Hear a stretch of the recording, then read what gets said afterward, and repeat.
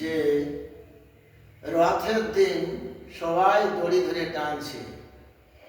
আমার এমন হয়ে গেল যে আমি তো রথের দড়ি ধরতে পারলাম না, হলো না। তাহলে ভাগ্য মন্দ হবে? কিছু হয় না, কিছু করা যায় না। তাই জগন্নাথকে যখন রাস্তা দিয়ে নিয়ে যাচ্ছে মাসির বাড়িতে,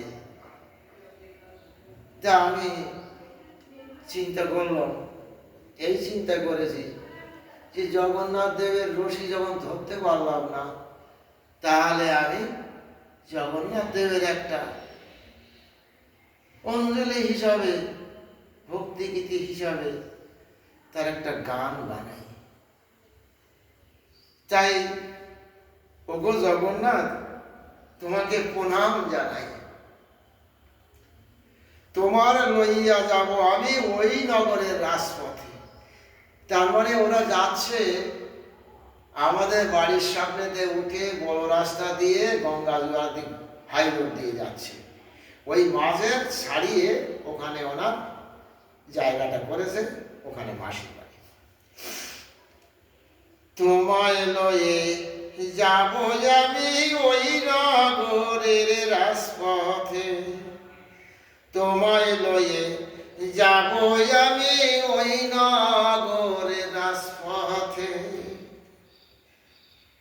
সুন্দর সুন্দর সাজো পরে সকাল সকাল স্নান করে সাজাইব সুন্দর করি ফলমূল তোমার রথেতে। তোমায় লয়ে যাব আমি ওই নগরের রাজপথে, তোমায় লয়ে যাব আমি ওই নগরের রাজপথে। সন্ধ্যা সন্ধ্যা সাজ পরে সকাল সকাল স্নান করে সাজাইব সুন্দর করে ফলমূল তোমার রথেতে। তোমায় লয়ে যাব আমি ওই নগরের রাজপথে। আর ভক্তগণ সবাই সবার সাথে,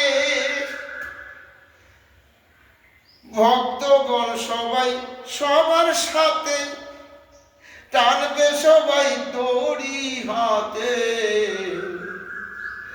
ভক্তগণ সবাই সবার সাথে টানবে সবাই দড়ি হাতে। বাজাবে কত রাস্তা পথে, বাজাবে কত রাস্তা পথে, খোল করো তাল সানাইতে। তোমায় লয়ে যাব আমি ওই নগরের রাজপথে, তোমায় লয়ে যাব আমি ওই নগরের রাজপথে। তুমি যাবে মাসির বাড়ি, কাঁদবে ভক্তের বাড়ি।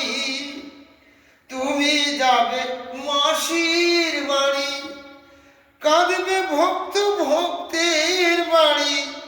বুকে হাতে মেরে চাপড়ি, বুকে হাতে মেরে চাপড়ি, বুকে হাতে মেরে চাপড়ি। কার কথায় কোন ঘরেতে,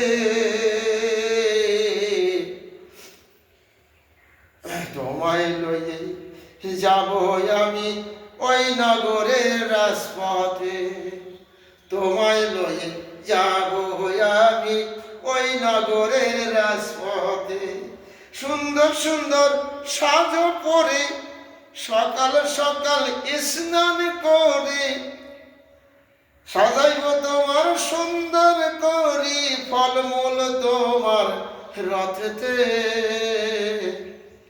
তোমায় লয়ে যাব আমি ওই নগরের রাজপথে। হাতে হাতে যায় ধরিতে রামপদ পালনা দো হাতে হাতে যাই ধরিতে, রামপদটা পারল না দৌড়িতে।